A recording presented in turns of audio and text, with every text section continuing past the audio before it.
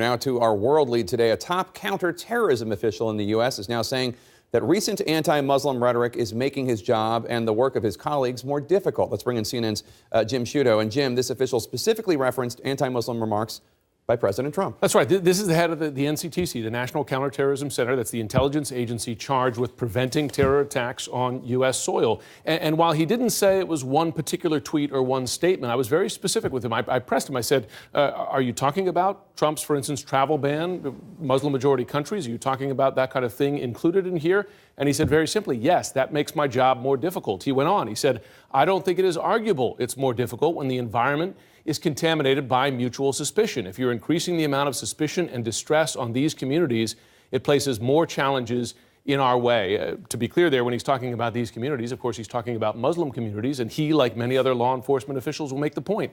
We need these communities to give us information to help identify these people. And he was very clear here that this kind of rhetoric, these policies as well, make that job more difficult.